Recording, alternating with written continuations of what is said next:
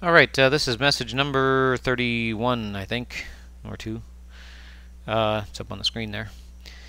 I'm going to take you this time. There's another prophecy that has a little bit more to do with the timing. You remember in Amos there we covered it was a second witness to the feast, so it's during these feasts. I've covered the timing of the year with you. You can go back in one of the prior messages. Well, this one has some more timing too to let you know. It dovetails into the feast just fine. But it says, this is from Yeshayahu, Isaiah, Yeshayahu. That's how you pronounce that. Chapter 18, and it says in chapter 18. Now there's some conjecture about whether or not this is describing America or not. I think it is. You can make up your own mind, but I'm going to read it to you. It doesn't have any plain indications like calling us daughter of Babylon or calling us Jacob or Ephraim or that kind of thing. But it says in 18, verse 1, woe to the land shadowing with wings. That's, if you look in the Hebrew, it's buzzing with wings, which is beyond the rivers of Ethiopia. That buzzing with wings, that's like our helicopters and jet planes and all that. We buzz with a lot of wings over there. There's wings in the sky all the time. And going on, it says, that sendeth ambassadors by the sea, even in vessels of bulrushes upon the waters, saying, Go, you swift messengers, to a nation scattered and peeled, to a people terrible from their beginning hitherto, a nation meted out and trodden down, whose land the rivers have spoiled. Now that's divided. If you read in there, that spoiled means divided. Now America is a people that's been terrible from the beginning. You know, we've been very dreadful. We haven't lost many wars. You'll notice up till now. And right from our beginning, we beat the British, and the worst one was when we fought against ourselves in the Civil War.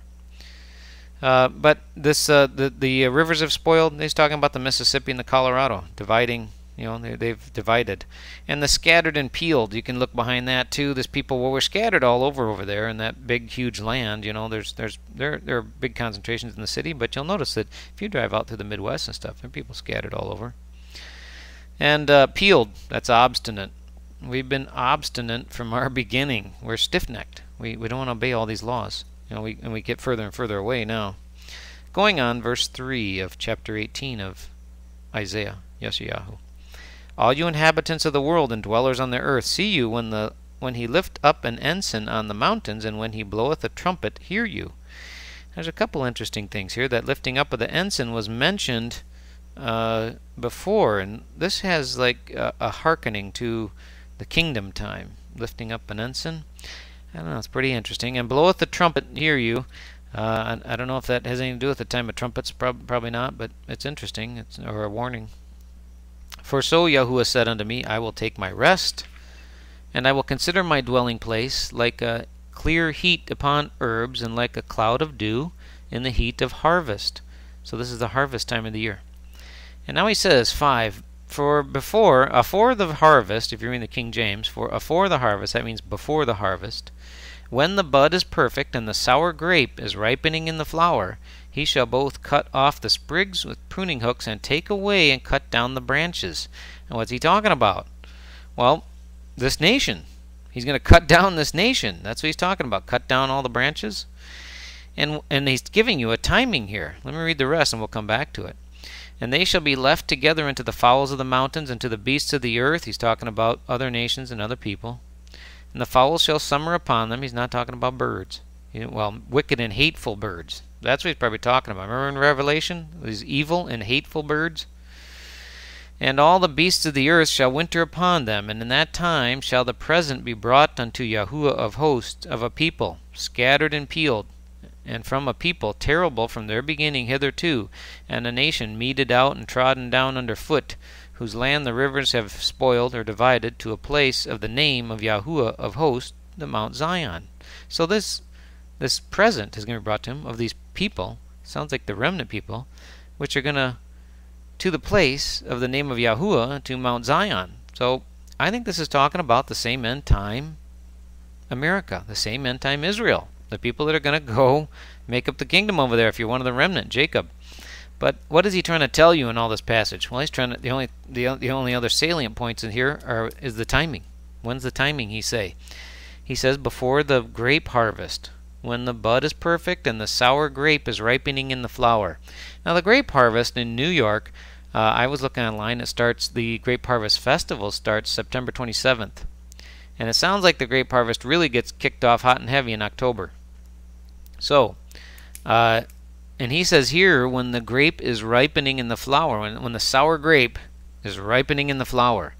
So, the sour grape is the time frame, before the grape harvest. And that fits perfectly with what we've been talking about so far, which is September 18th, trumpets. I'd be ready for it to go off then. If not then, September 27th, atonement, the Day of Atonement. I'd be ready for it to fire off then. And then if it delays, which I hope it does, give more people a chance to get out. I pray it delays all the way up to the end of our feast, all the way up until October 9th, where perhaps some of the grapes are still sour at that time. I don't know. I think it tends to indicate that time of year anyway, just before the grape harvest. So that's the other indication of when the destruction, when he's going to cut down America. He's going to cut off all the vines, and that nation's going to be cut down. And it fits perfectly with all the other passages that I've been sharing with you about the timing of this event. Boy, I wouldn't have believed so much could be written about this, but I also, on the other hand, would, because of the destruction and how horrific it is. And if you have time, read through Lamentations. It's a lament. Lamentations is a lament. I'll give you a couple pieces in the end of this. In Lamentations, if you flip over there, Lamentations chapter 1, he says, "How does the city sit solitary that was full of people? How has she become a widow? She that was great among nations and princess among provinces, how has she become tributary?" Whoa, you know what that is? That's America. Here she has become a widow. Remember the widowed bride in the song? And remember in Revelation, I shall not become a widow. And over there in Isaiah, same thing. Here he is calling her a widow. And he says, who was great among nations, the princess among provinces. That was America. That's Statue of Liberty over there. Yeah, Lady Liberty, where he calls us a lady all the time, and great among nations. Yeah. So this whole lament, you'll find out, is a lament about the destruction. He sees how wicked the end-time Israelite people have become and the destruction that they get. He goes on and says, "Weeping sore in the night," verse 2, "and her tears are on her cheeks. On all of her lovers she has none to comfort her. All of her friends have dealt treacherously with her. They are become her enemies." That's talking about Great Britain over there and everybody else. All these nations, they're gonna abandon us. In fact, Great Britain over there is dealing treacherously with us. If you study behind it more, I mentioned that just a little bit before. I won't go into it too much, but verse 6 calls her the daughter of Zion. All her beauty is departed. Everybody thinks about the beauty of America and likes to look at all the pretty stuff coming out of America, the pretty girls and handsome men. Yeah, all of her beauty is going to be departed. It's going to be so bad. And jumping on down in verse 15 to let you know, you can read the whole thing yourself, but it says in the end of 15, "The virgin, the daughter of Judah, as in a winepress." The Lord, the Almighty, has trodden the virgin, the daughter. You catch that? There you go again. The Almighty has trodden the virgin, the daughter of Judah, in a winepress. That's Judah over there, Israel.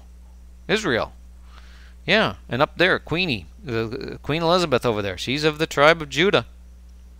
Yeah. Verse 17, Zion. I don't think it's going to be interesting to see what happens with the royalty over there. I think they're treasonous and turning on us, treacherous, like it's said up there in 2. Zion spreads forth her hands, and none to comfort her. This is what's coming. This is what's coming. Get ready. And chapter 2, I'm just going to give you some highlights so you can read it yourself. How hath the Almighty covered the daughter of Zion with a cloud in his anger, and cast dust down? The daughter of